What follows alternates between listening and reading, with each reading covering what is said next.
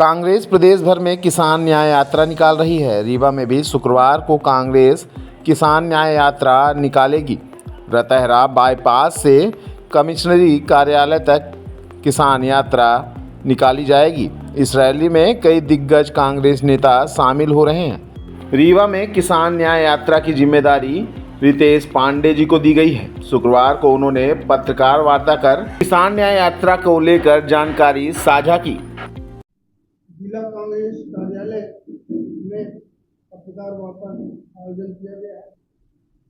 यह आयोजन किसान न्याय यात्रा कल होने जा रही है। रतहरा बाईपास से कमिश्नर ऑफिस तक रैली होगी और जिसके प्रभारी हमारे रितेश पांडे जी रीवा के प्रभारी हैं, जो यहाँ पर प्रवास में आए हुए हैं, वो आपको संबोधन करेंगे। अभी मंच में बैठे हुए हमारे आदरणीय सज्जन रीवा में कल कलेक्ट्रेट हम लोग बाईपास होके रतहरा बाईपास होके लगभग 12 बजे के आसपास सारे कांग्रेसी गण, किसान साथी और जो किसानों की यूनियन है, जो भी हमारे एसोसिएट्स हैं, और यहाँ तक कि जो इंडिविजुअल किसान भी कई सारे संगठन हमारे संपर्क में हैं, हम लोग ट्रैक्टर के द्वारा वहाँ पर जाएंगे, ज्ञापन कलेक्ट्रेट का घेराव करेंगे और माननीय जिला अध्यक्ष जी को हमारे पार्टी के पदाधिकारीगण ज्ञापन सौंपने का काम करेंगे। हमारी योजना है कि लगभग हम 10-11 बजे के आसपास लगभग 5000 से ऊपर की संख्या में वहाँ पर पहुँचे। जी, हमारे सराफ जी पूर्व विधायक कोटमा से आ रहे हैं और साथ में कमलेश्वर पटेल जी भी आएंगे, पूर्व मंत्री। सभा के माध्यम से पहले कार्यक्रम होगा और बाद में जी 10 किलोमीटर की यात्रा करें तो पहुँचेंगे हम लोग और वहाँ पर ज्ञापन दिया जाएगा। 12 बजे से वो यात्रा शुरू होकर कमिश्नरी में पहुँचेंगे।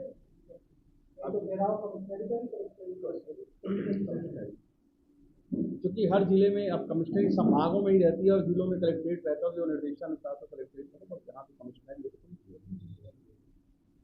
डीजल की कीमत पिछले 10 सालों में 40 रुपए बढ़ चुकी है। अब मैं पूछना चाहता हूं भारतीय जनता पार्टी की सरकार ने कि आपके शासनकाल में जब किसान की दैनिक आय प्रतिदिन क्या 27 रुपए हो चुकी हो और प्रति किसान पर 74,000 कर्ज लग चुका हो और खेती की लागत पिछले 10 सालों में 25,000 रुपये प्रति हेक्टेयर अधिक हो चुकी हो और किसान खून के आंसू रोने को मजबूर है, तो आप किस मुंह से अपने आप को किसान का साथी, किसान को अन्नदाता कहने के अधिकारी रह गए हैं? कुल मिला के आपकी दोगली नीति के विरोध में कांग्रेस घर घर तक जा रही है।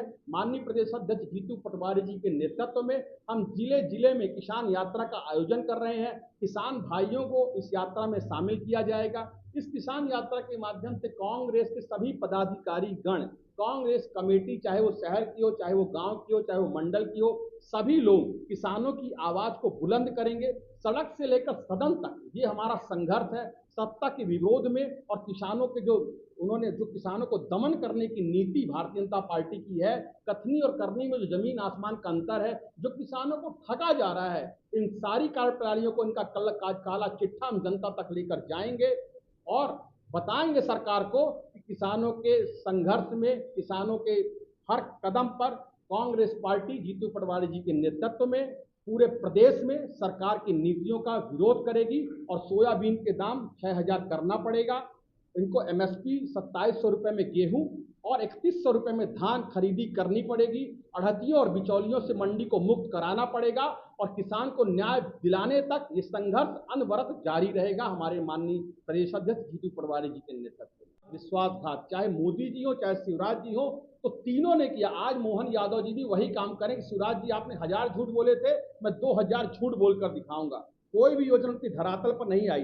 अप्रैल 2023 में यही विंध्य की वो धरा है, यही वो रीवा शहर है जहां पर पंचायत सम्मेलन हुआ था और देश के माननीय प्रधानमंत्री नरेंद्र मोदी जी की उपस्थिति में हमारे तात्कालिक मुख्यमंत्री शिवराज सिंह चौहान ने अपनी ही पीठ खुद ही थपथपा ली थी कि हमने मध्य प्रदेश में किसानों की आय दोगुना कर दी है। मैं उनके समक्ष आंकड़े प्रस्तुत करना चाहता हूं कि आज जो 2015-16 में किसानों की आय 9,740 रुपए थी, जो कि 2022 आते आते 8,339 रुपए ही रह गई, यानी लगभग 1,500 रुपए किसानों की आय में घट देने के बाद भी मैं धन्यवाद देता हूं वर्तमान देश के कृषि मंत्री और तात्कालिक मुख्यमंत्री को कि क्या साफगोई से आपने झूठ बोला है।